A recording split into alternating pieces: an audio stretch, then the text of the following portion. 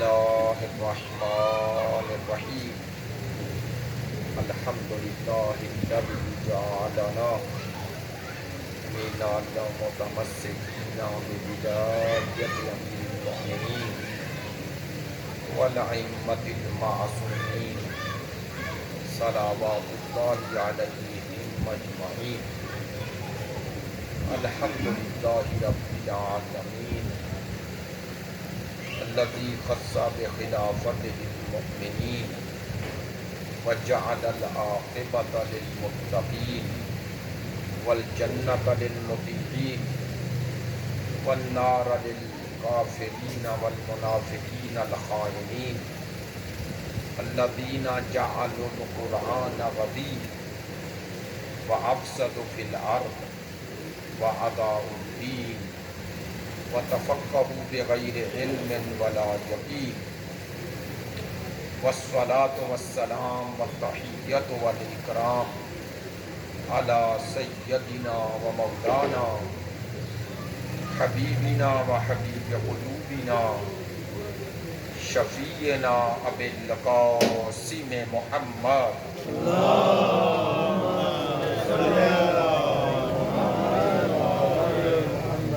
وآلہ الأطیبین الأطہرین الأجملین الأمجدین الذین اذھب اللہ عنہم الرجس وطہرہم تطہیرا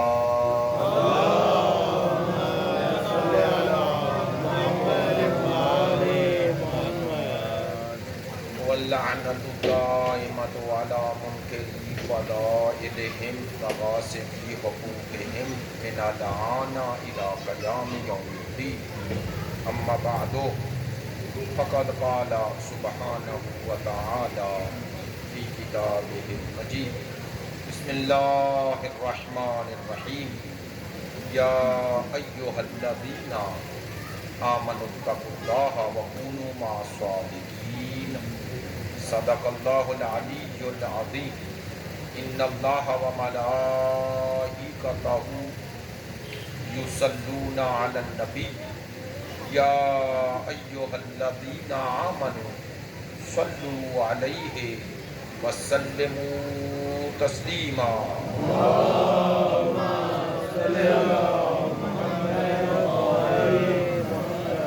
اب تمام حاضرین سے گزارش ہے کہ بانی مجلس کے خانوادہ کے مرحومین اور آپ حاضرین کے تمام مرحومین کو شامل کرتے ہوئے شہدائے ملت کو شامل کرتے ہوئے ایک مرتبہ سورہ فاتحہ اور 3 مرتبہ سورہ توحید کی تلاوت کرتے ہیں۔ بسم اللہ الرحمن الرحیم الحمد للہ الرحمن الرحیم ایاک نعبد و ایاک نستعین صراط الذین انعمت علیہم غیر المغضوب علیہم ولا الضالین بسم اللہ الرحمن الرحیم قل هو اللہ احد اللہ الصمد لم یلد ولم یولد بسم اللہ الرحمن الرحیم قل هو اللہ احد اللہ الصمد لم یلد ولم یولد ولم یولد بسم اللہ الرحمن الرحیم قل هو اللہ احد اللہ الصمد لم یلد ولم یولد ولم یولد اللہم اغفر للمؤمنین والمؤمنات والمسلمین والمسلمات الاحیاء منهم والاموات تابع لهم بیننا وبینهم بالخیرات انک مجیب الدعوات انک علی کل شیء قدیر محمد۔ تمام دعاؤں کی قبولیت کے لیے، آپ حاضرین کی صحت و سلامتی کے لیے، اور ہمارے برادر جن کو اس مجلس کے انعقاد کی سعادت حاصل ہوئی ہے ان کی تمام دعاؤں کی قبولیت کے لیے، رزق میں خیر و برکت کے لیے، خانوادہ کے تمام افراد کی صحت و سلامتی کے لیے، آپ حاضرین کی صحت و سلامتی کے لیے، ان تمام دعاؤں کی قبولیت کے لیے ایک صلوات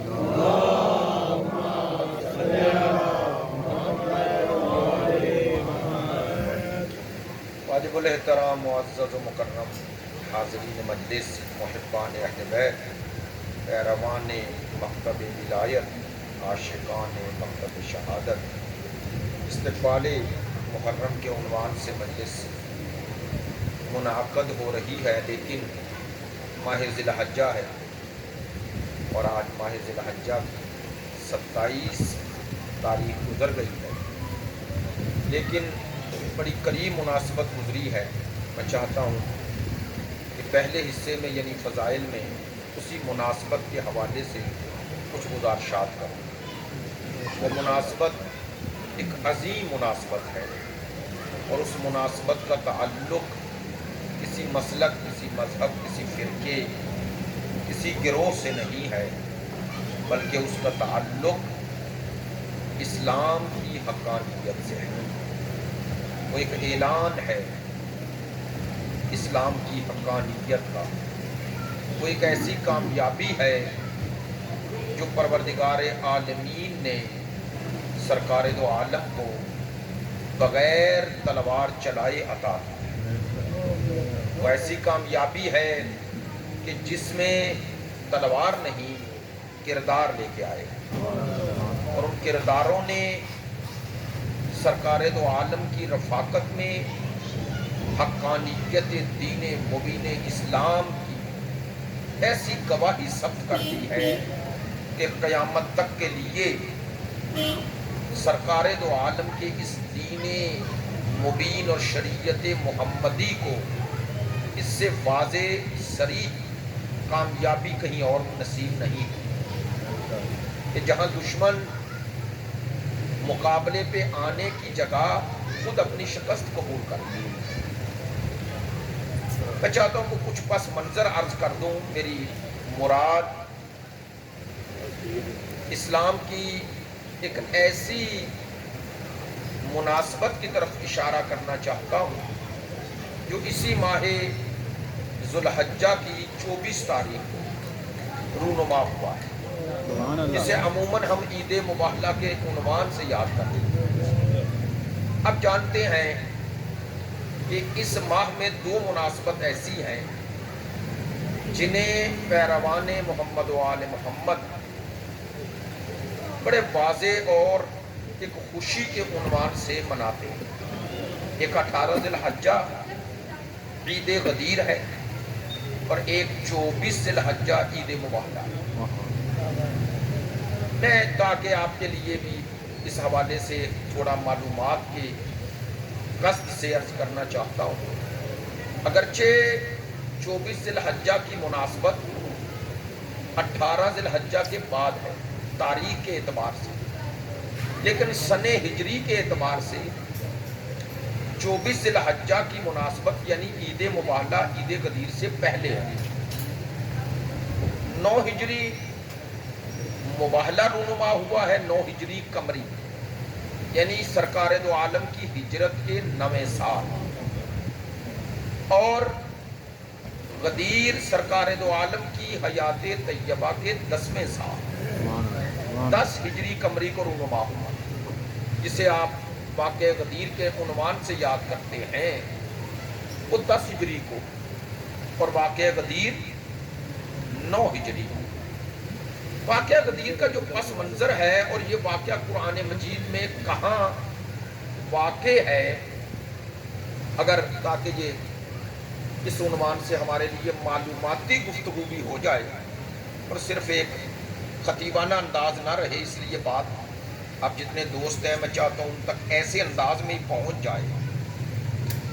واقعہ مباہلہ کا جو پس منظر ہے وہ بھی، اور خود واقعہ مباہلہ کا ذکر قرآن مجید فرقان حمید کے سورہ آل عمران میں اس کی آیت نمبر 61 میں موجود ہے۔ ماشاءاللہ 61 آیت نمبر 61 وہی آیت مجیدہ جو عموماً آپ مجالس و محافل میں سنتے بھی ہیں، اور اس کو اگر میں پڑھوں تو اکثر دوست اس آیت مجیدہ کو تلاوت بھی کر لیں گے۔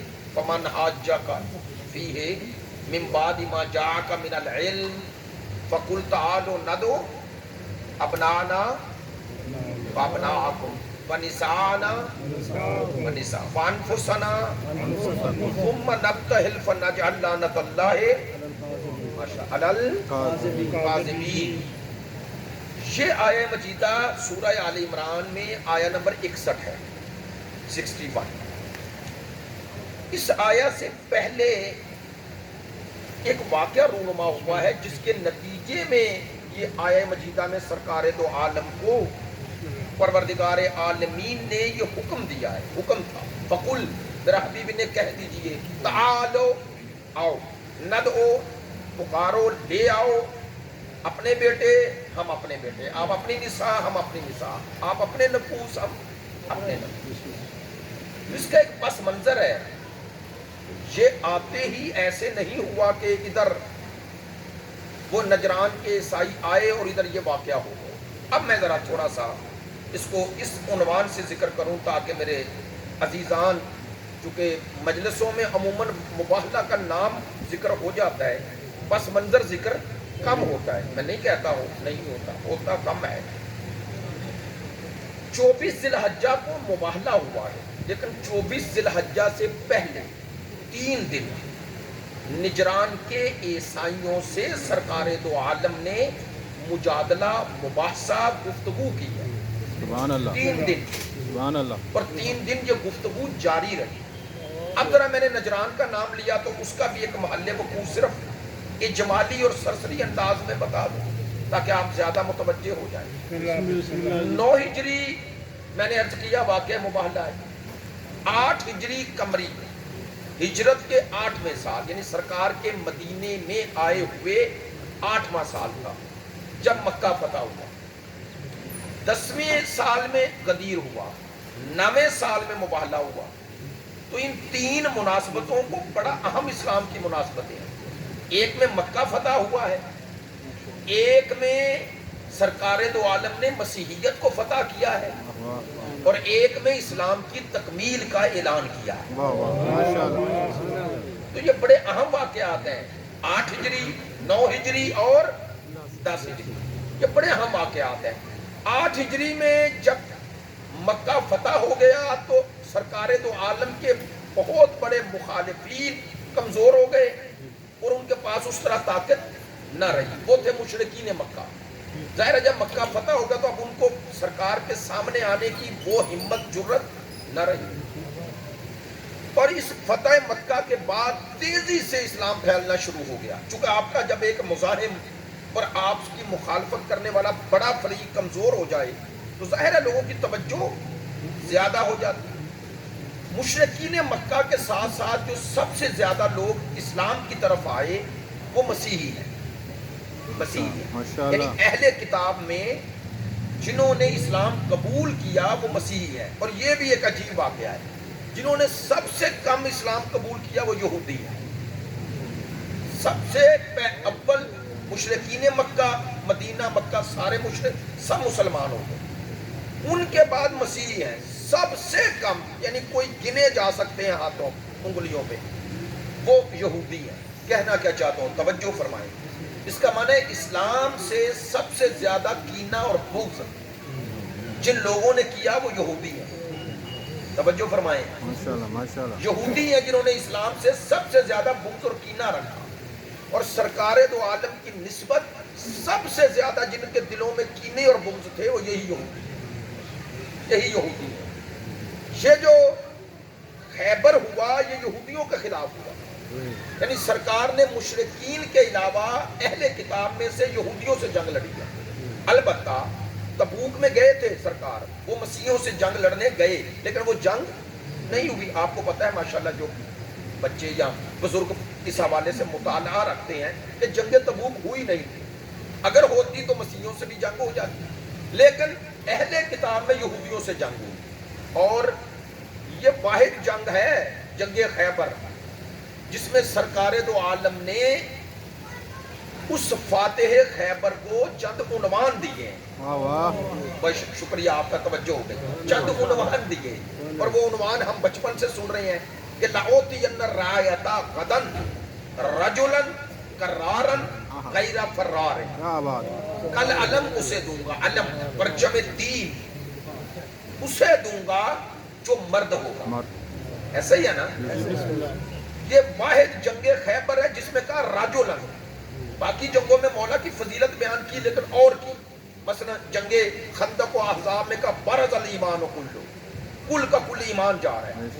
لیکن یہاں کہا کل علم اسے دوں گا جو مرد ہوگا. مرد. دوسرا کہا کرار ہوگا. واہ واہ تیسرا کہا غیر فرار واہ ہوگا. واہ. لے ایک جملہ کہہ رہا ہوں، کیوں اس جنگ میں یہ فرمایا؟ تاکہ قیامت تک کے لیے ایک معیار مل جائے کہ یہودیوں سے وہی لڑے گا جو مرد میدان ہوگا. نعرہ حیدری. ان سے وہی جنگ کرے گا. ان سے مقابلہ اور مبارزے کے لیے 3 خصوصیات ہونی چاہیے. ایک رجل ہو، مرد میدان ہو. میں ایک جملہ کہا کرتا ہوں، میں کبھی غیر اخلاقی بات نہیں کہتا. میں کہتا ہوں دوسرے بھی تھے مرد، لیکن فرق ہے. شکل و صورت کا مرد ہونا اور بات ہے، مرد میدان ہونا اور بات ہے. واہ واہ واہ واہ کیا بات. مرد میدان ہونا اور بات. چلے علمی بات بھی ہو جائے تاکہ آپ کے پاس دلیل رہے. یہ جو قرآن مجید کی آیت ہے نا سورہ احزاب کی، من المؤمنین رجال، مومنین میں سے رجال ہے. رجال ہے، یہ لفظ رجال رجل کی جمع ہے. مومنین میں سے رجال ہے. کون ہے؟ صدقوا ما عہد اللہ علیہ، جنہوں نے اللہ سے جو عہد کیا تھا اسے پورا کر دیا. میں توجہ فرمانا، اس کا معنی ہے اللہ سے عہد پورا وہی کر سکتا ہے جو مرد ہو. جو مرد ہو. یہاں بھی علماء نے لکھا کہ رجال رجل کی جمع ہے. کہتے ہیں جب میدان جنگ میں کسی کو رجل کہا جائے تو وہ رجل رجل سے نکلا ہے. رجل ہے قدموں کو کہتے ہیں، قدموں. کہتے ہیں یہ اشارہ ہوتا ہے جو میدان کارزار میں، میدان جنگ میں ثابت قدم رہے پر جس کے قدموں میں لغزش نہ آئے اسے عربی میں رجل کہتے ہیں. یعنی جو ہمیشہ آگے ہی بڑھے، کبھی پیچھے نہ ہٹے. تو اب سوچئے کہ خیبر میں سرکار نے یہ سارے عنوان کیوں دیے؟ تاکہ قیامت تک پتہ چل جائے ان یہودیوں سے لڑنے کے لیے یا علی چاہیے یا علی والے چاہیے. اچھا چلے ایک اور بات بھی عرض کر دوں. 2 دشمن اسلام کے 2 دشمن ہیں. سرکار دو عالم کے مقصد کے 2 دشمن ہیں قرآنی نقطہ نظر سے. ایک باہر کا، ایک اندر کا. باہر کے دشمن کو اسلام نے یہود و نصارہ کہا یا نہیں؟ سورہ مائدہ پڑھ لیں، یا ایھا الذین آمنوا، اے ایمان والو، لا تتخذوا الیہود والنصارى اولیاء، اے ایمان والو یہود و نصارہ کو اپنے ولی دوست نہ بناؤ. انشاءاللہ 2 دن کے بعد اگر چاند ہو جاتا ہے 1 محرم سے بنگش کالونی میں میرا عنوان ہے ولایت. اس میں انشاءاللہ یہ ساری چیزیں عرض کروں گا کہ ولایت کا ایک قرآنی مثبت معنی ہے، ایک منفی ہے. یعنی کیا؟ ایک ولایت وہ ہے جس کا اقرار کرنا ہے اور ایک ولایت وہ ہے جس کا انکار کرنا ہے. قرآنی ولایتیں ہیں دونوں. ایک ولایت وہ ہے جسے قبول کرنا ہے، ایک ولایت وہ ہے جس سے برات کرنی ہے. کاش میری بات پہنچے. یعنی ایک ولایت وہ ہے جس کے سائے میں جانا ہے، ایک ولایت وہ ہے جس سے ہٹ جانا ہے.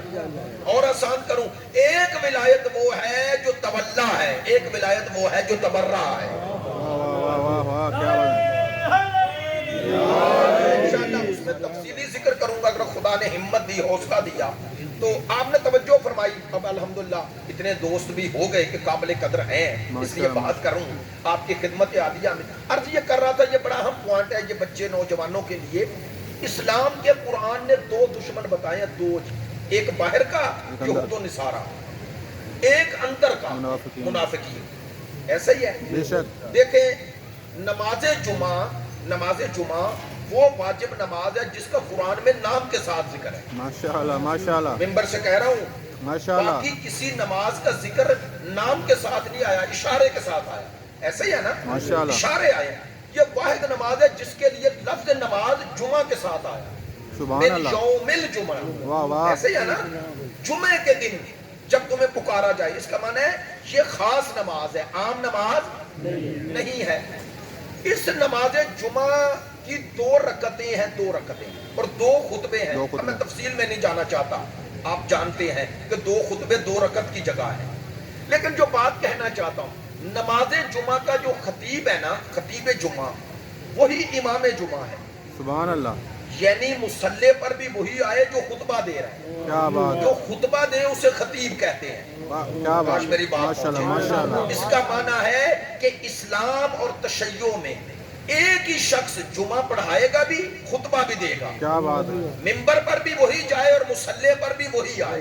تو اتنا پتہ تو چل گیا کہ جو شرائط مصلی پہ جانے کی ہیں وہی شرائط ممبر پہ آنے کی ہیں۔ کیا بات، کیا بات، سوچتے رہیے گا، ماشاء جو اللہ، شرائط اسلام کی نظر میں اسلام پہنچانے والے کی، جو شرائط مصلی کی ہیں وہی ممبر کی ہیں، یعنی ممبر پہ حقیقی طور پر اسے آنا چاہیے جو مصلی پہ جانے کی بھی اہلیت رکھتا ہو۔ واہ واہ، ماشاء میں اللہ، منقبت خان اور شورا کی بات نہیں کر رہا، ان کو کبھی بھی صاحب ممبر نہیں کہا گیا، واہ واہ، ماشاء ایسا ہی اللہ، ہے، وہ تو مخلصانہ ایک کردار ادا کرتے ہیں۔ ممبر کی بات کر رہا ہوں، ہائے ہائے ہائے، ماشاء اللہ، یعنی اسلام نے، تشیع نے، شیعت نے، محمد و آل محمد نے اسے ایک ذمہ داری کہا ہے، بے شک، اس لیے ممبر اور محراب دونوں اہم ہیں۔ بے شک، ایک میں دین پہنچایا جاتا ہے، دوسرے میں دین پہ عمل کرایا جاتا ہے۔ کیا بات، کاش کیا میری بات، بات پہنچے۔ میرے استاد محترم تھے مدرسے میں، وہ ایک جملہ کہا کرتے تھے، کہتے تھے ہم مسجد کے ساتھ امام بارگاہ کیوں بناتے ہیں، یا امام بارگاہ کے ساتھ مسجد کیوں بناتے ہیں؟ کہتے ہیں تاکہ دونوں ہدف سامنے آ جائیں۔ ہائے ہائے ہائے، کیا کہتے تھے؟ امام بارگاہ مکتب حسین ہے واہ اور واہ، مسجد مقصد حسین ہے۔ واہ واہ واہ واہ، نعرہ حیدری، استقبال محرم کی مجلس ہے، اس لیے یہ جملے کہہ رہا ہوں۔ امام بارگاہ کے ساتھ مسجد، ان دونوں کو ملایا کیوں جاتا ہے؟ تاکہ قیامت تک یہ پیغام پہنچے، جو مقابل پہ ہو وہ ساتھ نہیں ہوتے۔ واہ واہ واہ کاش واہ، میری بات پہنچے۔ بھئی نماز اور حسین مقابلے پہ ہیں ہی نہیں، اسی لیے امام بارگاہ کے ساتھ مسجد ہے۔ کیا بات ہے، کیا بات ہے، تو یہ دونوں ساتھ ساتھ چلتے ہیں، کیوں؟ اس لیے کہ امام بارگاہ ہے مکتب حسین، مسجد ہے مقصد حسین۔ مکتب میں ذہن بنائے جاتے ہیں اور مقصد کے سامنے جھکائے جاتے ہیں۔ واہ واہ واہ واہ واہ واہ واہ واہ، کیا بات ہے، مقصد کے سامنے جھکائے جاتے ہیں، اس لیے کہہ رہا ہوں وہ مسجد بے روح ہے جو امام بارگاہ سے کٹ جائے۔ کیا بات، ممبر سے کہہ رہا ہوں، جو مسجد تمہیں حسین سے کاٹے وہ مسجد ضرار ہے، کیا بات ہے، اور جو امام بارگاہ تمہیں مسجد سے کاٹ دے وہ حسین کا ذکر والی امام بارگاہ نہیں، کوئی اپنی بنائی ہوئی ہے۔ واہ واہ واہ واہ، میری بات کا توجہ ہے؟ حسین ہمیں خدا کے سامنے لے جاتے ہیں۔ بے شک، اگر میں اب جو موضوع تھا اس سے ہٹ گیا، لیکن ظاہر ہے اب چونکہ جس طرف نگاہ چلی جائے ادھوری بات رہے تو اچھا نہیں ہوتا، ایسا ہی ہے نا؟ آپ نے بہت خوبصورت اشعار پڑھے ہیں، میں کوئی خوش آمدن نہیں کہہ رہا، بہت اچھے اشعار تھے۔ توجہ فرمائیں، جو بات کہنا چاہ رہا ہوں، ممبر سے آپ کربلا جائیں، کربلا، تو کربلا جب ذریع حسین سامنے آتا ہے، ذریع حسین، ذریع کو دیکھ کر جو کیفیت ہوتی ہے یہ بیان نہیں ہوتی۔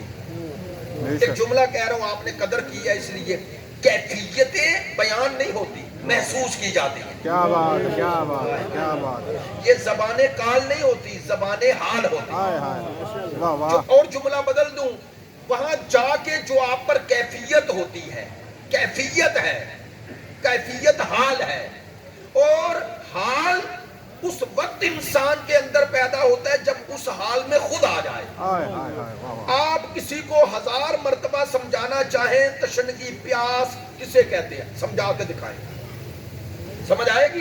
نہیں۔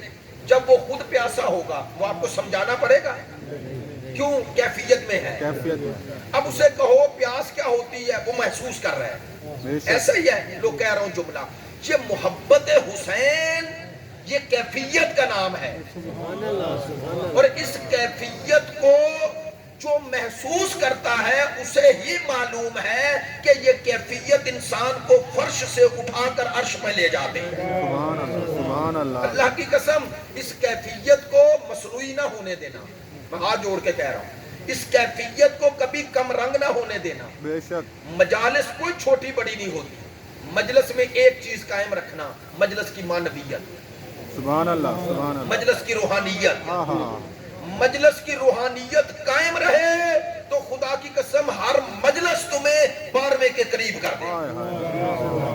ماشاء اللہ. چونکہ یہ عزاداری کا مقصد ہی ظہور کے لیے مقدمات فراہم کرنا ہے. سبحان اللہ. جملہ بہت بڑا تھا. ان مجالس کا مقصد کیا ہے؟ ایسے منتظر پیدا کرو کہ جب وقت کا حسین آئے تو ہر کا لشکر سامنے آ جائے. نعرہ حیدری. چلیں اب ایک جملہ کہتا ہوں تاکہ آپ تک میری بات سادہ لفظوں میں پہنچ جائے. میں اکثر عرض کیا کرتا ہوں جب آپ کربلا جاتے ہیں، کربلا ذریعہ حسین پر آپ نے رخ کیا اور زیارت پڑھی. ہاں، جب تک آپ زیارت پڑھ رہے ہیں آپ کا رخ حسین ابن علی کی طرف ہے. انہیں مخاطب کر کے کہہ رہے ہیں السلام علیکہ یا ابا عبداللہ، سارے زیارت. اچھا بول کے یہ سادہ لفظوں میں کہہ رہا ہوں، اس زیارت کو پڑھنے کے بعد ایک کام اور کرنا مستحب ہے، زیارت کا حصہ ہے. وہ کیا ہے؟ 2 رکعت نماز زیارت. اس کا نام ہی یہ ہے، اس نماز کا نام ہی یہ ہے 2 رکعت نماز. نہیں آپ نے توجہ نہیں فرمائی تو واضح کر ہے نماز، بے شک لیکن پنجگانہ نماز میں نہیں. بے شک. اس نماز کا نام ہی نماز زیارت ہے. ماشاء اللہ. کاش میں جملہ سمجھا لوں. یہ نماز کا نام ہی نماز زیارت ہے، یعنی اس کی نیت بھی ایسے ہی ہے 2 رکعت نماز زیارت پڑھتا ہوں قربتاً الی اللہ. کاش میرا جملہ پہنچ جائے اور اللہ یہ تاثیر دے دے. میں کہنا کیا چاہ رہا ہوں بار بار، 2 رکعت نماز زیارت قبر حسین کے پاس کھڑے ہو کے پڑھ رہے ہو. یہ 2 رکعت نماز آپ کو نہ ملتی اگر آپ حسین کے قریب نہ جاتے. واہ واہ واہ واہ واہ. کاش جملہ پہنچے. کیا بات ہے. یعنی آپ اس نماز کے ثواب سے محروم رہ جاتے ہیں چونکہ اس کا نام ہی نماز زیارت ہے. یہ تب ہی پڑھو گے جب زیارت پڑھو یا زیارت کرو. واہ واہ ایسا ہی ہے. لو یہ ہے حسین. واہ واہ واہ واہ. آپ زیارت پہ گئے، زیارت پڑھ لی، حسین نے کہا اب 2 رکعت نماز پڑھو. واہ واہ ماشاء تو اللہ. جب 2 رکعت نماز زیارت پڑھیں گے قرب حسین میں، تو ہمارے مجتہدین نے بتایا ہے آپ ذریعہ امام حسین کی طرف پشت نہیں کر سکتے. کسی معصوم کی ذری کی طرف پشت کر کے نماز باطل ہے. ماشاء کاش میری اللہ. بات پہنچتی. ماشاء اللہ. ماشاء اللہ. فتویٰ بتا رہا ہوں، عوامی باتیں نہیں کر رہا. ماشاء اللہ. فتویٰ بتا رہا ہوں. اگر کسی معصوم کی قبر ہے اور اس کی طرف پشت ہو گئی، کامل پشت، نماز باطل. ماشاء اللہ. ذری کا وہ جو حصہ ہے نا اس کے سامنے پشت ہو گئی، نماز. یہ فتویٰ ہے، یہ کوئی بنائی بات نہیں. یہ مجتہدین اور مراجع نے فتویٰ دیا ہے. ماشاء آپ نے اللہ. توجہ نہیں فرمائی. ماشاء اللہ. بھائی کیوں؟ نماز تو اللہ کی ہے، اور یہ اگر آپ پڑھ بھی رہے ہیں تو اللہ کی نماز. وہ کہتے ہیں ایسی نماز نماز ہی نہیں جو سجدہ اسے ہو اور پشت اس کے نمائندے کو ہو جائے. ہائے ہائے ہائے. واہ واہ واہ. ماشاء اللہ. اس کا معنی ہے معصوم کو پشت حقیقت میں کعبے کو پشت ہے. ہائے ہائے ہائے. ماشاء اللہ. ماشاء جملہ اللہ. بدل دوں، اس لیے کہا گیا کہ معصوم کی ذری تمہاری پشت پہ نہ ہو. کیوں کہا گیا؟ تاکہ تمہیں پتا چل جائے سروں کا قبلہ کعبہ ہے، دلوں کا قبلہ امام ہے. ہاں ہاں. ماشاء اللہ. ایمان کا قبلہ امام ہے، امام ہے. اچھا چلو، جو جملہ کہنا چاہ رہا تھا آپ تک پہنچا ہے. تھوڑی سی وضاحت کر دوں. یہ 2 رکعت نماز زیارت کی ہے. ماشاء اس کا اللہ. معنی اس کا ثواب نہ ملتا اگر زیارت نہ ہو. بے شک. ایسا ہی ہے. یہ ہے حسین. ہم امام حسین کے قرب میں گئے، امام حسین نے ہمیں اگر قبول کر لیا، اب کہا زیارت میری پڑھو، سجدہ اسے کرو. ہاں ہاں ہاں. واہ واہ واہ واہ واہ واہ. نہیں، جملہ اور بدل دیتا ہوں. ہم امام حسین کے قرب میں گئے، مولا ہمیں قبول کر لو. کہا قبول کر لیا. دلیل؟ کہا میں چاہتا ہوں جو دل مجھے جھکا ہے وہ سر اسے جھک جائے. واہ واہ. یا علی یا جو علی. دل مجھے جھکا ہے وہ سر اسے جھک جائے. واہ واہ. اسی لیے کہا کرتا ہوں جس دل میں حسین نہ ہو اس کا جھکنا نہ جھکنا برابر ہے. بے شک. بے شک. اس لیے حسین نے اپنے پاس بلا کر ہم سب کو یہ سعادت عطا کی، سبحان اور اللہ. اسی کا نام ہے قرب. بے شک. جو حسین کا قرب اختیار کر لیتا ہے حسین اسے اللہ کے قریب کر دیتا ہے، سبحان اللہ. قریب کر دیتا ہے. اچھا، تو تاکہ جو مناسبت تھی اس کا بھی سادہ لفظوں میں تھوڑا سا ذکر ہو جائے. یہ واقعہ مباہلہ، میں نے کہا دو دشمن ہیں اسلام کے. یہی سورہ جمعہ، نماز جمعہ کی 2 رکعت میں 2 سورے پڑھنا مستحب ہے. پہلی رکعت میں سورہ جمعہ پڑھو، دوسری رکعت میں سورہ منافقون پڑھو. کیوں بھائی؟ توجہ فرمانا. چونکہ مکتب اہل بیت میں جمعہ چاروں طرف سے ایک حد ہے، مرکزی مسجد میں ہوگا، ایسا ہی ہے نا؟ لو یہ ہے آل محمد کے مکتب کا پیغام. کیا کہا؟ دور دور سے آئے ہوئے ان نمازیوں کو جمعے کے لیے پہلی رکعت میں امام جمعہ سورہ جمعہ پڑھے. سورہ جمعہ میں 3 چیزوں کا ذکر ہے. اللہ کی حمد سے شروع ہوتی ہے سورہ جمعہ، پھر سرکار کی بعثت کا ذکر ہے، پھر یہودیوں کا ذکر ہے. ماشاءاللہ ہے یا نہیں؟ ماشاءاللہ ماشاءاللہ. اے ایمان والو، اللہ کہہ رہے ہیں، کہتے ہیں اے یہودیو، اگر تم اللہ کے ولی ہو اور دعویٰ کرتے ہو اور اس ولایت پر تمہیں یقین ہے تو تمنائیں موت کرو. ہے نا ذکر؟ بھئی توجہ فرمانا. پہلے سورے میں منافقین کا ذکر آ گیا، یہودیوں کا. دوسرا سورہ منافقون پڑھو. تو کیا پیغام ہے؟ اللہ سورہ جمعہ میں 2 پیغام دینا چاہتا ہے. کہا ایک باہر کے دشمن ہے، ایک اندر کے دشمن ہے. ماشاءاللہ ماشاءاللہ. باہر کا دشمن کہا یہود و نصارہ ہے، اندر کا دشمن یہ منافق ہے. بہتر متوجہ رہیں. کہا یہ دونوں دشمن کبھی آپس میں مخالف نظر نہیں آئیں گے. یہ جب بھی مخالف نظر آئیں گے مومنین کے آئیں گے. ماشاءاللہ. بے شک کاش میری بات پہنچے. بے شک. اور اب میں جملہ کہہ رہا ہوں سمجھانے کے لیے.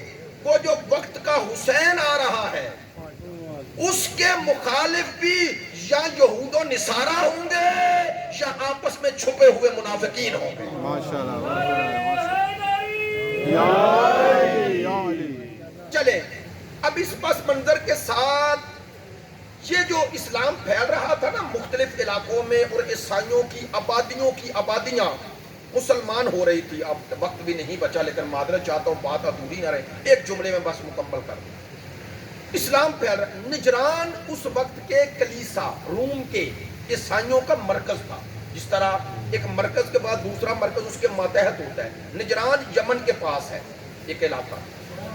وہاں کے عیسائیوں کے پاس جو ان کے بڑے پادری تھے، جب ان کو پتا چلا کہ پے در پہ مسلمان ہو رہے ہیں عیسائی، فکر ہوئی، آپس میں میٹنگ کی. کہتے ہیں 14 یا 60 لوگوں کا ایک گروہ بنایا گیا، آج کی وقت بنایا گیا، اور کہا گیا یہ مدینے جائے گا، رسالت مآب سے مذاکرہ، آج مباحثہ اور مجادلہ کرے گا، اور یہ عیسائیت کی حقانیت ثابت کرے گا تاکہ جو عیسائی ہو رہے ہیں ان کی اصطلاح میں وہ عیسائیت رک جائے، مسلمان ہونے کا پروسیس رک جائے. یہ ہے لب لباب. اب آئے 21 ذی الحجہ 9 ہجری، 21 ذی الحجہ 9 ہجری مدینے میں آئے ان کا وفد. اب یہ بھی ایک خوبصورت پہلو ہے تاکہ بیان کر دوں، اب وقت نہیں بچا ورنہ میں ماشاءاللہ ماشاءاللہ ماشاءاللہ ماشاءاللہ. پڑھیں جناب. کہ یہ جو وفد آیا نا 60 یا 14 لوگوں کا، دونوں روایات ہیں اس لیے کہہ رہا ہوں. انہوں نے بڑے فاخرہ لباس پہنے ہوئے تھے.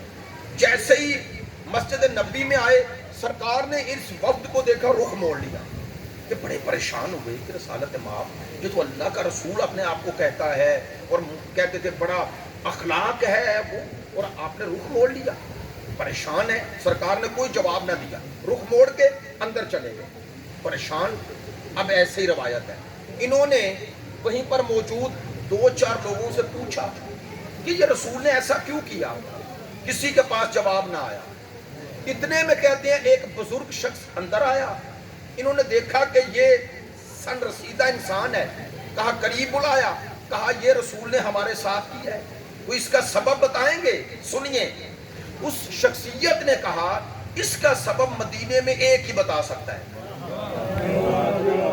کیوں؟ کہا صرف مزاج شناس مصطفیٰ وہی ہے. کہا کون ہے؟ کہا میرا مولا علی ہے. اس شخصیت کا نام ہے سلمان محمدی. سبحان اللہ. جب حضرت امیر المومنین سے پوچھا گیا تو آپ نے خوبصورت جواب دیا. آپ نے فرمایا آئے ہو عیسائیت کے نمائندے بن کے، اور یہ فاخرہ لباس کیوں پہن کے آ گئے؟ تمہارا تو دعویٰ ہے تم راہب ہو. توجہ فرمانا. دنیا سے کٹے ہوئے ہو. کہنے لگے ہم نے سوچا کہ رسول خدا ہمارا استقبال کریں گے فاخرہ لباس کے ساتھ. کہا وہ اللہ کا بنایا ہے، وہ دنیا کا بنایا نہیں. اسے ملنا ہے تو وہ لباس پہنو جو پہن کے رکھتے ہو. سادہ وہی لباس کھردرا اور موٹا پہن کے آئے، سرکار نے استقبال کیا. اب میں بات ساری سمیٹ رہا ہوں. 3 دن مجادلہ مباحثہ جو بھی کہنے ہوتا رہا. موضوع کیا تھا؟ سورہ آل عمران کی آیت نمبر 61 کہی تھی نا، 60 اور 59 آیت دیکھیں. سرکار دو عالم سے جو مجادلہ تھا اس پر تھا کہ عیسیٰ اللہ کے بیٹے ہیں یا اللہ کے نبی. اسلام کا دعویٰ تھا اللہ کے نبی ہیں، ان کا دعویٰ تھا کہ اللہ کے بیٹے ہیں. سرکار نے پوچھا عیسائیوں سے کیوں اللہ کے بیٹے کہہ رہے ہو عیسیٰ کو؟ کہنے لگے بڑی دلیل ہے ہمارے پاس، تمہارے قرآن میں بھی موجود ہے کہ عیسیٰ کا باپ نہیں تھا. کہنے لگے چونکہ باپ نہیں اس لیے ماں ہے. اور اب نعوذ باللہ، ہم تو نعوذ باللہ اس لیے کہہ رہے ہیں کہ ہم تو اس نسبت کو بھی توہین حضرت عیسیٰ اور حضرت مریم سمجھتے ہیں. لیکن انہوں نے کہا اللہ کے بیٹے ہیں اور اللہ نے اپنے بیٹے کا یہاں ظہور کیا. توجہ فرمانا، سرکار دو عالم نے حکم خدا سے یہ آیت پڑھی. آیت ہے اِنَّا مَثَلَ عِیسیٰ عِنْدَ اللَّهِ کَمَثَلِ آدم. فرمایا حضرت عیسیٰ کی مثال اللہ کے ہاں آدم جیسی ہے. توجہ، خلقہ من تراب، اللہ نے اسے مٹی سے خلق، ثم قال کن فیکون. اب سنیے سرکار کا استدلال. سرکار نے فرمایا عیسیٰ کا تو باپ نہیں ماں تو ہے. تو اگر عیسیٰ کو اللہ کا بیٹا کہہ رہے ہو جس کی ماں ہے تو اسے کیا مانو گے جس کی نہ ماں ہے نہ باپ ہے؟ نعرہ حیدری. اب کہتے ہیں وہ سرکار ان 3 دن دلائل دیتے رہے مختلف. تثلیث کے عقیدے کو رد کیا، سورہ توحید پڑھی، دلائل دیے اور بہت دلائل موجود ہے، نہ مانے. توجہ، 3 دن کے بعد جب وہ دلائل کے سامنے لاجواب ہو گئے، ہٹ درمی دکھائی. تو اب اتنی دور سے آئے تھے تو اللہ نے کہا میرا حبیب اب انہیں ایسے نہ جانے دے، چونکہ یہ ہیں عیسائیت کے نمائندے. اب انہیں کہو کہ اب مباحثہ نہیں ہوگا، مجادلہ نہیں ہوگا، اب مباہلہ ہوگا. مباہلہ کیا ہے؟ اب دلیل پیش نہیں کرنی، اب دونوں آؤ اور اپنے اپنے عقیدے پہ قائم رہتے ہوئے ایک دوسرے پہ لعنت کرو. اس عنوان سے کہ جو اپنے عقیدے میں جھوٹا ہے اس پر اللہ کا عذاب آ جائے. اسی عذاب کا نام لعنت ہے. سبحان اللہ، سبحان اللہ. اور اس وقت یہ آیت آئی فمن حاجہ کا، سورہ آل عمران کی آیت نمبر 61، فمن حاجہ کا فی ہے من بعد ما جاءک من العلم. میرا حبیب علم آ جانے کے بعد جب یہ تیری بات کو نہیں مان رہے اب چھوڑ، مباحثہ چھوڑ. کل انہیں کہو تعالو آؤ نہ دو ہم لاتے ہیں ابنانا و نسانا و انفسنا، ہم اپنے بیٹے تم اپنے بیٹے، ہم اپنی نساء تم اپنی نساء، ہم اپنے جیسے تم اپنے جیسے، آؤ لاتے ہیں. اور کرے کیا؟ میں قرآن پڑھ رہا ہوں حدیث بھی نہیں. ثم فنجعل لعنت اللہ علی الکاذبین، جو جھوٹا ہے اس پر اللہ کی لعنت آ جائے، عذاب آ جائے. ہاتھ جوڑ کے کہہ رہا ہوں، گلی میں مجلس ہو رہی ہے، آواز بھی جا رہی ہے. بھائی برادران سنیں، لعنت گالی نہیں. ماشاءاللہ. اگر گالی ہوتی تو اللہ آیت نہ بناتا، اپنے حبیب کو حکم نہ دیتا. لعنت ہے بد دعا، اللہ کی رحمت سے دوری کی بد دعا کرنا. کس کے لیے؟ اس کے لیے جو اللہ کے بنائے ہوئے سے دور ہو گیا ہے. میں نے آسان لفظوں میں لعنت کا معنی بتا دیا. لعنت کوئی گالی نہیں، سب و شتم نہیں. لیکن چلیں، 3 دن کے بعد یہ آیت آئی اور اس آیت میں حکم تھا لاؤ. اب ماشاءاللہ آپ متوجہ بھی ہو گئے تو میں ایک ہی جملہ اور زحمت سمیٹ لیتا ہوں. معذرت چاہتا ہوں، انشاءاللہ پھر کبھی موقع ملا تو مباہلہ پورا سناؤں گا، لیکن ایک جملہ ضرور کہوں گا اور آپ اس کی قدر کریں گے. 3 دن عیسائیوں کے ساتھ سرکار قرآن پڑھ کے سناتے رہے لیکن نہ مانے. ماشاءاللہ. چوتھے دن کہا انہیں لے جا. تو اللہ نے اس میں بھی حکمت رکھی کہ سرکار نے اپنی موجودگی میں 3 دن قرآن پڑھ کے سنایا اور چوتھے دن انہیں لائے جو وارث قرآن ہے. سلامت رہیں. میں اس जुमले की ऐसे तशरीह किया करता हूं।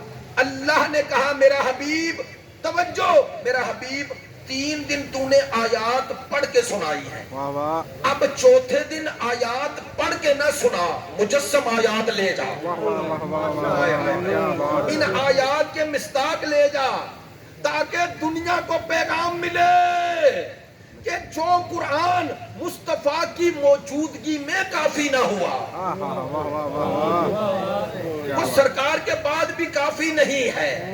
उस वक्त कुरान काफी है जब कुरान के साथ वारसाने कुरान आ जाए। क्या बात है। अब हुक्म खुदा से मुस्तफा इन्हें लेके आए उधर अस्कफ, वो 3 बंदों के नाम है, अल आकिब, अस-सैयद और अबू यसरफ। ये तीनों उधर बैठे हुए थे बुलंदी पर, 60 लोग इनके साथ देख रहे थे। सुनना, अल आकिब जिसका नाम था, चूंकि अरब थे इसलिए नाम ये था, थे ईसाई। जो इनमें जिसका नाम आकिब था वो भी पादरी था। वो बड़े अस्कफ ने कहा, आज इस्लाम पोप ने, उसने कहा देखो किन्हें लेके आ रहा है, बड़ा प्यारा जुमला है। और शिया सुन्नी दोनों ने लिखा, पता है उसने क्या कहा देखो किन्हें लेके आ रहा है, कहते हैं अगर बाहर वालों को लेके आ रहा है तो मुबाहला कर लेना, वाह वाह वाह वाह वाह वाह, क्या बात है। अगर अपने लेके आ रहा है तो ना करना। क्यों? कहते हैं अपनों को लेके ऐसे मैदान में वही आता है जिसे अपनी सच्चाई का यकीन हो, जिसे अपनी सच्चाई का यकीन हो।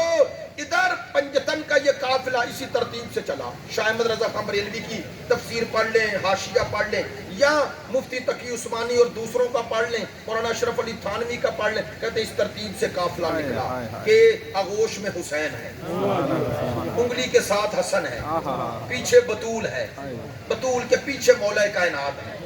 इस तरतीब से काफिला जा रहा था। अब उधर मैं कोई अब बनी बनाई बात नहीं कर रहा, किताब है मेरे पास। और इधर देखा उसके बड़े ने, यूं देखा और कहने लगा इनसे मुबाहला ना करना। क्यों?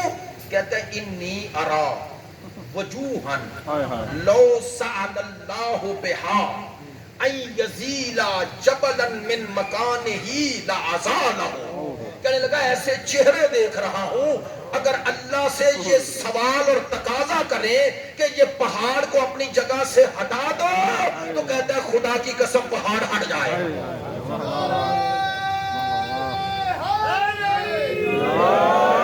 बस भाई,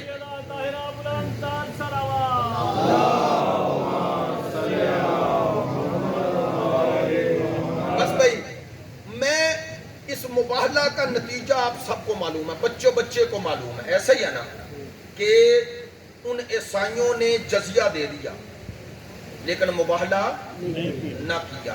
तवज्जो फरमाना। अब इसमें एक नतीजा तो है, पैगाम है, वो ये है, सादा लफ्जों में अगर बात करूं, सरकार झूठों पे लानत करने आए थे। इसका माना है कि इधर सच है उधर झूठ है।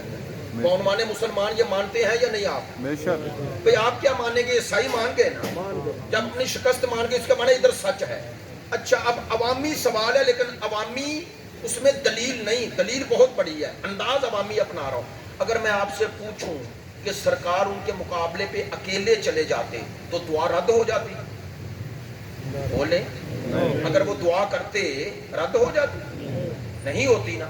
तो अल्लाह ने कोई हिकमत थी या नहीं कि अपने साथ इन्हें भी लेगा? क्या बात, क्या बात, क्या बात। और एक और बात जो अमूमन मुतवज्जे नहीं होते लोग, वो ये है कि आयत में जमा है, जमा, अपनाना भी जमा, निसाना भी जमा, अनफुसाना भी जमा, जमा है ना।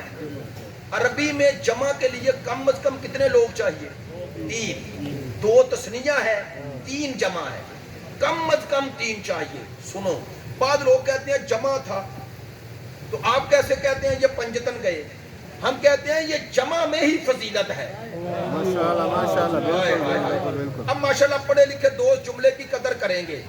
कहना ये चाहता हूं, अल्लाह ने जमा इस्तेमाल करके बता दिया कि आयत में गुंजाइश है, मिस्ताक में गुंजाइश नहीं। बेशक बेशक, नहीं तवज्जो होगी। बेशक। अल्लाह ने कहा मैंने जमा के सीगे इस्तेमाल करके ये बताया कि مصطفیٰ کو اجازت تھی اس جمع میں جتنے حقدار ہیں، مصداق ہیں، اہل ہیں، انہیں لے جاؤ.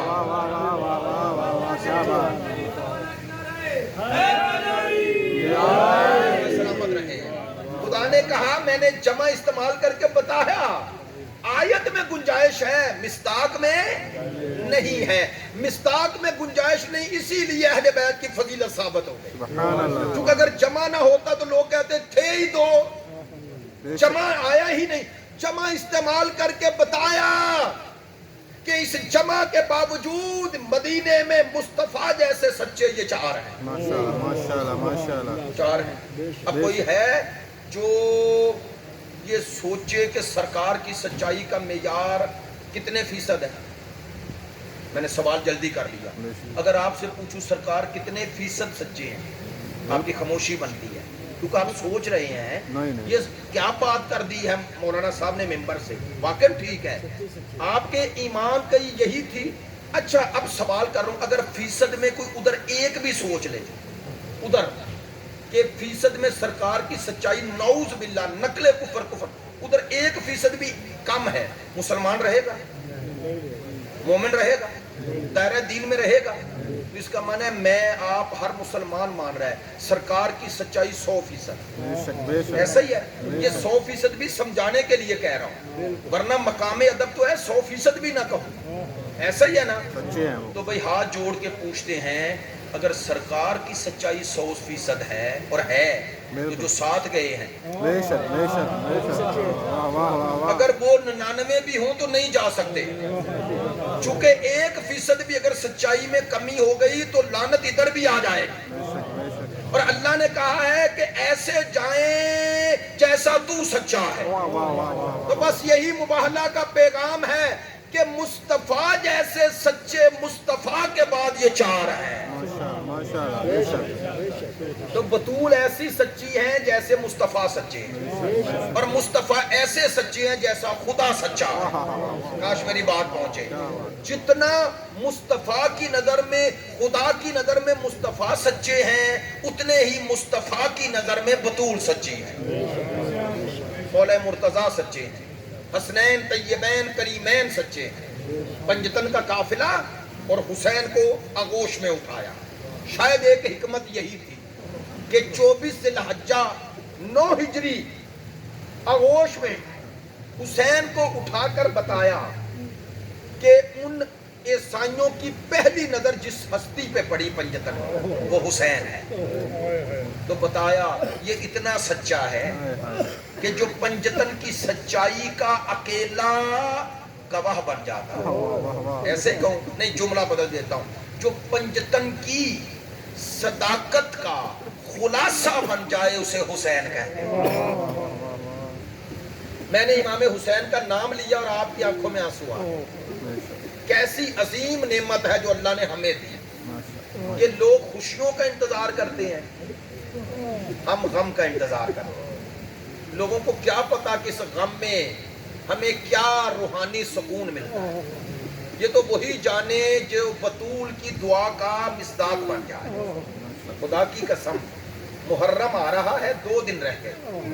میں طویل مصائب نہیں پڑھوں گا انشاءاللہ، یکم محرم پھر آپ سنیں گے. لیکن ایک جملہ آپ سب سے کہتا ہوں، آپ نے بڑی محبت سے سماعت فرمایا، سب کا شکر گزار ہوں. اور کوشش کیجئے گا ایام عزا کو اس کی معنویت اور رونق کے ساتھ منائیں. پروردگار ہم سب کی مشکلات بھی آسان فرمائے اور مومنین میں اتحاد اور اتفاق قائم فرمائے. پروردگار شر حاسدین منافقین سے محفوظ فرمائے آپ کو اور سب مومنین کو، اور خصوصاً سادات کرام کو. میں جو جملہ کہنے لگا ہوں ایک ہی، مجھے بتائیں 2 دن محرم میں رہ گئے اور 2 دن یا 3 دن کے بعد جب چاند نظر آئے گا تو اب چونکہ واٹس ایپ آ گئے، میں ہر سال دیکھتا ہوں لوگ جب میسج کرتے ہیں تو ساتھ رونے کا وہ لگا کے بھیجتے ہیں. ایسا ہی ہے نا؟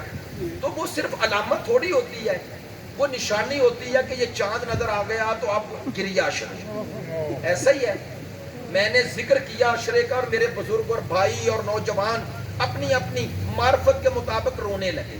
یار ہاتھ جوڑ کے اس سے بڑا مصائب کا جملہ نہیں. مجھے بتاؤ 1447 हिजरी कमरी का यकम मुहर्रम, चूंकि साल इस्लामी कमरी का पहला दिन होता है, 1447 हिजरी कमरी का जब आपको चांद नजर आएगा या खबर मिलेगी तो आपकी आंखों में आंसू आ जाएंगे। सोचो अगर 1447 हिजरी में आप सुन के रो रहे हैं तो सोचो 61 हिजरी के बाद जब 62 हिजरी को ये चांद ज़ैनब ने देखा, जुमला बदल दूं, ये चांद जब हजरत उम्मे लैला ने देखा, जुमला और बदल दूं, ये चांद जब हजरत उम्मे फरवा ने देखा। मैं एक जुमला कहा करता हूं, हर बीबी ने चांद देखा होगा और गिरिया किया होगा। सोचता हूं उस बीबी ने कैसे देखा होगा जो करबला के बाद साए में नहीं बैठी। अजरकुम अल्लाह। मेरा दिल कहता है कि उस बीबी ने देख के कहा होगा, ऐ चांद तू तो नजर आ गया, हाय करबला में मेरा 6 माह का चांद। अजरकुम अल्लाह। बस ज्यादा जहमत नहीं देता, एक रिवायत और जहमत खत्म। रिवायत भी अयाम अज़ा से मंसूब है और एक मेरे और आपके लिए इमाम का फरमान भी हो जाएगा और इस अज़ादारी की अहमियत का अंदाजा भी हो जाएगा। रैयान इब्ने शबीब 8वें इमाम के सहाबी हैं और बहुत फजीलत लिखी है। कहते जब मेरे 8वें इमाम वली अहद बने, ये दूर रहता था, इमाम तूस में आ गए, ये अपने घर से चला, दूर दराज अरब में था। कहते मैं घर से चला, शौक था, इश्तियाक था, मैंने कहा इमाम को जाके हुजूर, इमाम के हुजूर इमाम को मुबारकबाद दूंगा। कहते मैं चलता रहा, रैयान इब्ने शबीब मुतवज्जे ना हुआ। कहते जब इमाम की खिदमत में पहुंचा, इज़्ने जियारत मांगा, इमाम ने ये इजाजत दी। कहते जैसे ही मैं अंदर गया मैंने देखा इमाम रज़ा अलैहिस्सलाम ने स्याह कपड़े पहने हुए, स्याह पोशी जब देखी मैंने दस्त बस्त अर्ज की, यब्ना रसूलिल्लाह, मैं वली अहदी की मुबारकबाद देने आया कि इतनी देर के बाद आले मोहम्मद की एक फर्द को अवाम में आने का मौका मिला और आपने स्याहपोश खैरियत है। अभी भी कहते हैं मैं मुतवज्जे ना हुआ। कहते हैं अब इमाम ने सर उठाया, आंखों में आंसू थे, कहने लगे इब्ने शबीब तुझे पता नहीं आज यकम मुहर्रम है। कहते हैं जैसे ही मैंने सुना शर्मिंदा हो गया, दस्त बस्त अर्ज की, आपसे मिलने का इतना इश्तियाक था कि मैंने किसी से पूछा भी नहीं कि माह की कौन सी तारीख है। इमाम ने कहा मैं जानता हूं तू हमारा मुहिब है, आशिक है, इसी जज्बे से आया है, अब यहीं ठहर जा 10 दिन, जितने दिन ठहरना चाहता है, लेकिन एक कोशिश करना, कोई ऐसा काम न करना जिससे तेरे चेहरे पे खुशी के आसार। और अगला जुमला कहा रोना तो मेरे दादा हुसैन को रोना। 3 दफा रैयान इब्ने शबीब कहते हैं इमाम ने 3 दफा ये जुमला दोहराया, रोना तो मेरे दादा हुसैन को रोना। कहते हैं अब मैं मुतवज्जे हुआ, मैंने समझ लिया कि इमाम बार बार जुमला दोहरा रहे हैं, कुछ कहना चाहते हैं। मैंने हाथ जोड़ के कहा मौला आपके दादा हुसैन पे रो ठीक है, लेकिन आपके बाबा पे कम जुल्म हुआ जिनका जनाजा पुले बगदाद पे पड़ा रहा? क्या आपके खानदान में सब पे जुल्म नहीं हुआ? का हुआ है, मेरे बाबा भी बड़ा मजलूम है, लेकिन अगर रोना तो हुसैन पे रोना। अब कहते हैं मैंने कहा कोई सबब बताएंगे क्यों इतना कह रहे हैं कि रोना तो हुसैन पे रोना? कहा इसलिए कि हुसैन जैसी मुसीबत किसी पे नहीं आई। कहते मैंने कहा वो कैसे? कहा इसलिए मैं कह रहा हूं दादा हुसैन पे रोना ज़ोबेहा कमा ज़ोबेहल कबश। कहा मेरा दादा हुसैन कत्ल नहीं हुआ, ज़िबा हुआ। मेरा दादा हुसैन कत्ल नहीं हुए, ज़िबा हुए। अब माशाल्लाह आप मुतवज्जे हो गए, वरना मैं खुशामदन नहीं कह रहा, आपने जुमले की कदर की तो वजाहत करता हूं। हमारे बहुत बड़े ईरान में आलिम आज भी जिंदा है, मुफस्सर कुरान भी हैं, मुज्तहिद और मर्जे भी हैं, आयतुल्लाह जवादी आमली। वो फरमाते हैं अरब में 2 लफ्ज बोले जाते हैं, एक कत्ल एक ज़िब। एक कहते हैं मज़बू, एक कहते हैं मकतूल। कहते हैं अरब में दोनों के माना अलग है। वो कैसे? कहते हैं अरब में मकतूल उसे कहते हैं जिसे तीर तलवार मार के छोड़ दिया जाए और वो अपनी मर्जी से जान ले। کہتے ہیں چاہے آج تیر لگا ہے، تلوار لگی ہے، زخم لگ گیا، 5 دن بعد دنیا سے چلا جائے، کہتے ہیں یہ مقتول ہے لیکن یہ مذبوح نہیں، اسے قتل کیا گیا، ذبح نہیں کیا گیا۔ کہتے ہیں عرب ذبیحہ اسے کہتے تھے کہ جب تک جان باقی ہے تلوار چلتی رہے۔ اب سوچیں میرا 8واں امام کیوں کہہ رہے ہیں؟ کہہ رہے ہیں میرا دادا حسین قتل نہیں ہوا، ذبح ہوا ہے۔ خدا کی قسم ابھی عید قربان گزری ہے، مجھے بتائیں شیعہ سنی جس سے بھی پوچھو، قربانی کے لیے جو جانور لاتے ہو اسے ذبح کرنے سے پہلے اسلام کا ایک حکم ہے جو سب کو یاد ہے کہ قربان کرنے سے ذبیحہ سے پہلے کیا کرو؟ پانی پلاؤ۔ میں نے یہی G9 میں یہ جملہ کہا، مجھے ایک دوست نے یہ بتایا، ڈاکٹر تھے، کہنے لگے اس لیے اسلام نے کہا ذبیحہ کرو کہ تحقیق ہوئی ہے۔ کیا تحقیق ہوئی؟ کہتے ہیں یہ پانی چونکہ مایا ہے، یہ جہاں سے گزرتا ہے یہ رگوں کو خشک نہیں رہنے دیتا۔ میں آخری جملہ کہہ رہا ہوں، کاش آپ تک پہنچاؤں، نرم دل سادات و مومنین، پانی جہاں سے گزرے نا حلق کو خشک نہیں رہنے دیتا، رگوں کو خشک نہیں رہنے دیتا۔ اسلام نے کہا ادھر پانی پلاؤ، ادھر تیز دھار آلے سے ذبح کرو۔ کیوں؟ تاکہ جانور کو اذیت کم ہو۔ سوچتے رہنا 3 دن کا پیاسا